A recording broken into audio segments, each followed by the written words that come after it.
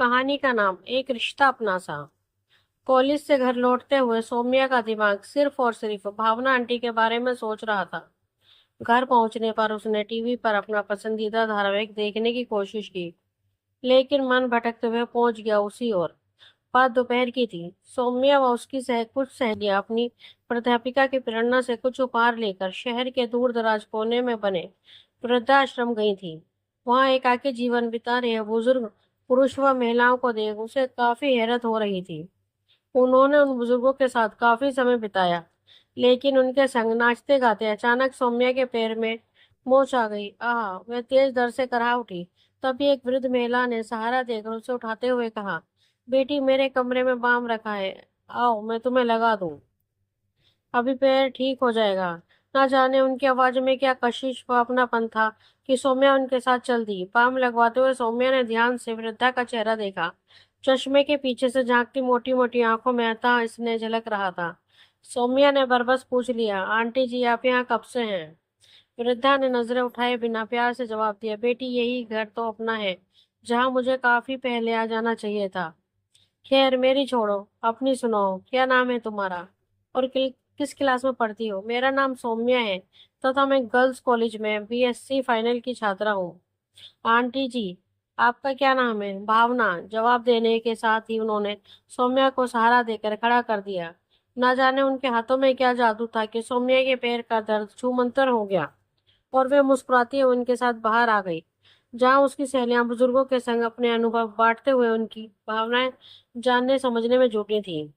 सौम्या भी भावना आंटी के साथ एक मेज पर बैठ गई। बातचीत में उसे पता चला कि भावना आंटी के पति का निधन होने के बाद जब वो अपने इकलौते बेटे बहू की नजरों में खटकने लगी थी, तब उन्होंने खुद ही घर छोड़कर वृद्धा आश्रम में आने का निर्णय लिया था। सौम्या को ये जानकर बहुत हैरानी हुई कि भावना आंटी के 2 वर्षों से यहाँ रहने होने के बावजूद उनके बेटे बहू ने एक बार भी यहाँ आकर उनका हालचाल जानना मुनासिब नहीं समझा था।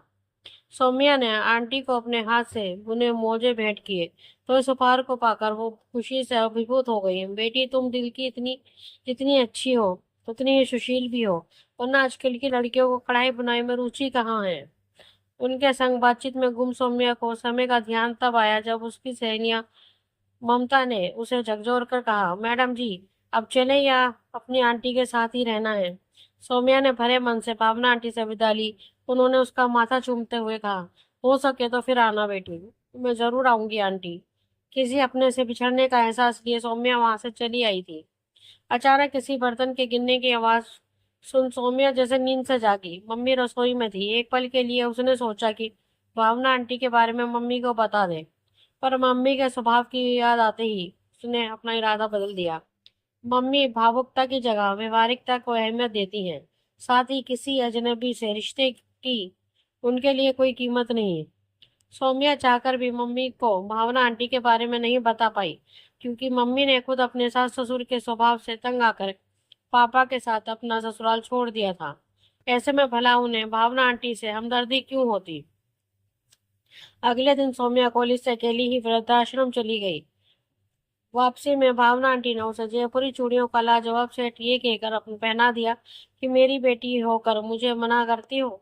दोनों के बीच काफी बातें हुई। दोनों ने एक दूसरे को जाना पहचाना।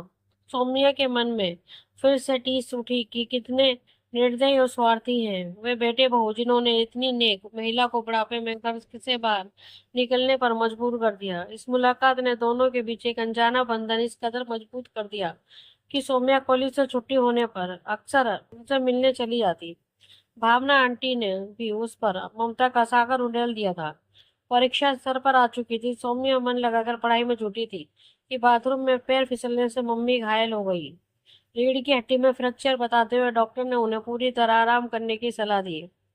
नजदीकी रिश्तेदारों में कोई ऐसा नहीं था जो इस आड़े वक्त में घर का कामकाज और मम्मी को की देख रेख कर पाता।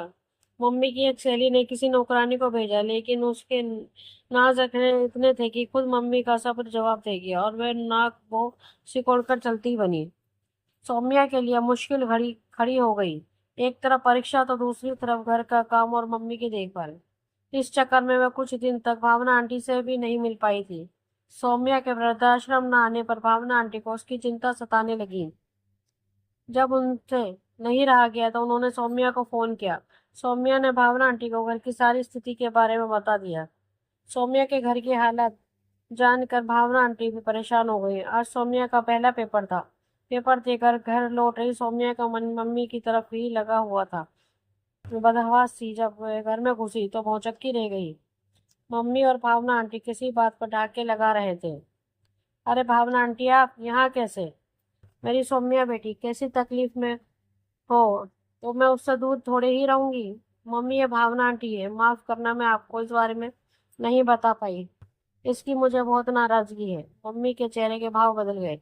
फिर वो दो पल रुक कर बोली, तुम इनके इतने नजदीक आ गई और हमसे ये बात छुपाए रखी? सौम्या ने मम्मी की बात को बीच में ही काटते हुए कहा, मम्मी मुझे लगता था कि आपको ये सब ठीक नहीं लगेगा, क्योंकि मैं जानती हूँ कि तुम सही यही सोचती होगी कि मेरी मम्मी की किसी से नहीं बनती है। बेटी, इंसान इंसान में फर्क होता है। अगर मेरी सास मेरे लिए ठीक हो नहीं थी तो जरूरी नहीं कि हर सास वैसी हो। मैं मानती हूँ कि जवानी में मुझसे भी कुछ रिश्ते बरतने में भूल हुई होगी, लेकिन वह इंसान ही क्या जो अपने अनुभवों से कुछ सीख ना सके। तुम्हारी मम्मी इतनी बुरी भी नहीं है बेटा कि अच्छे इंसान की कदर ना कर सके। सौम्या के चेहरे पर शर्मिंदगी के भाव देख भावना आंटी ने उसे खींच कर अपने पास बिठाते हुए कहा, सौम्या, मम्मी की बातों का बुरा मत मानना। तुम्हारा सोचना अपनी जगह सही था और एक माँ के तौर पर सुमन जी की सोच भी सही है। तुम मुझे यहाँ देखकर हैरान हो रही होगी ना। कल फोन पर बातचीत के दौरान मुझे तुम्हारी परेशानी का अंदाजा हो गया था। सारा दिन मैं ये सोचती रही कि तुम परीक्षा की तैयारी कैसे करोगी, पढ़ाई करोगी, ये घर व मम्मी को संभालोगी। फिर मुझसे नहीं रहा गया और मैंने फोन पर तुम्हारी मम्मी से बात की, उन्हें अपने बारे में बताया और तुम्हारे घर चली आई। फिर भावना आंटी की बात को आगे बढ़ाते हुए मम्मी ने कहा, जानती हो घर आते ही इन्होंने सारा काम संभाल लिया। पापा छुट्टी लेने की सोच रहे थे, लेकिन इन्होंने तुम्हारे पापा को भी ऑफिस भेज दिया। सच कहूँ तो इन्होंने मेरा इतना ख्याल रखा जितना मेरी सगी माँ ने भी न रख पाती। मुझे भी आप सबसे मिलकर बहुत अच्छा लगा। लगा ही नहीं कि मैं किसी अजनबी के घर में हूँ। कहते हुए भावना आंटी का स्वर रुंध गया। फिर भावना आंटी ने सौम्या को खाना खिलाया और शाम को पापा के घर लौटने पर सबके मना करने के बावजूद रिक्शा में बैठकर वे वृद्धाश्रम लौट गई। उनके आने से घर में जैसे खुशियों की बरसात होने लगी। मम्मी के स्वास्थ्य में भी तेजी से सुधार आने लगा। आखिर उन्हें भी अपने साथ के लिए कोई मिल गया था। सौम्या की परीक्षा अब खत्म हो चुकी थी। फिर एक दिन अचानक भावना आंटी ने कहा, अब तो सौम्या घर पर रहेगी और आपकी तबीयत में भी सुधार है। अब मेरा रोज रोज यहाँ आना ठीक नहीं। मम्मी की बजाय पापा ने जवाब दिया, मेरे माता पिता इस दुनिया में नहीं है, लेकिन मैं उनकी कमी हमेशा महसूस करता था। मेरा मानना है कि बुजुर्गों की छत्र छाया बच्चों के लिए हमेशा सुखमयी होती है। आपके यहाँ आने पर मैंने अपनी माँ को हमें आपके भीतर पाया। हम नहीं जानते कि आपने हमारे परिवार के प्रति क्या धारणा बनाई होगी, लेकिन मेरी और सुमन की यही इच्छा है कि आप पास आया हर पल हम पर बना रहे। पापा ने जिन संतुलित शब्दों में अपने दिल के उद्गार व्यक्त किए, उन्हें महसूस कर सौम्या के दिल की धड़कनें तेज हो गई। मम्मी शांत भाव से भावना आंटी की ओर उम्मीद भरी निगाहों से देख रही थी। स्पष्ट था कि पापा ने जो कुछ भी कहा उसमें उनकी भी सहमति थी। भावना आंटी से कुछ कहते ना बना। फिर मम्मी ने कहा, सौम्या से हमें आपके बेटे बहू के बारे में भी पता चला। हम भी आपके बेटे बहू जैसे हैं। हमें भी आपकी सेवा का मौका दीजिए। आपका साथ रहेगा तो हमारा परिवार संपूर्ण हो जाएगा। उनकी आत्मीयता व प्यार देखकर भावना आंटी की आंखों में आंसू झल चला गए। नम आंखों से उन्होंने कहा, अपने बेटे प्रतीक और उसकी पत्नी बीना की उपेक्षा से दुखी होकर वृद्धाश्रम आने पर मैंने तय कर लिया था कि अब मैं सांसारिक मोह माया से हमेशा दूर ही रहूंगी, लेकिन आपका परिवार मुझे अपनी तरफ खींच रहा है। मैं आपके साथ रहने के लिए बारे में जरूर सोचूंगी। फिलहाल मुझे इजाजत दीजिए। भावना आंटी मुड़ने लगी कि सौम्या ने उनका रास्ता रोक लिया। आपकी पोती की भी यही तमन्ना है कि आप हमारे साथ रहें। भावना आंटी ने उसका माथा चूमा और तेजी से आगे बढ़ गई। पीछे से सौम्या उन्हें पुकारे जा रही थी, प्लीज भावना आंटी, प्लीज मत जाओ। अब वो खुद को रोक नहीं पा रही थी। ना चाहते हुए भी उनके कदम सौम्या के घर की तरफ मुड़ गए। वो सौम्या के पास आई और उसे सीने से लगाते हुए बोली, भावना आंटी नहीं, दादी माँ कहो। सौम्या के साथ साथ मम्मी पापा की आंखों में भी खुशी के आंसू छलक रहे थे। दोस्तों, आपको हमारी ये कहानी कैसी लगी प्लीज कमेंट में हमें जरूर बताएं।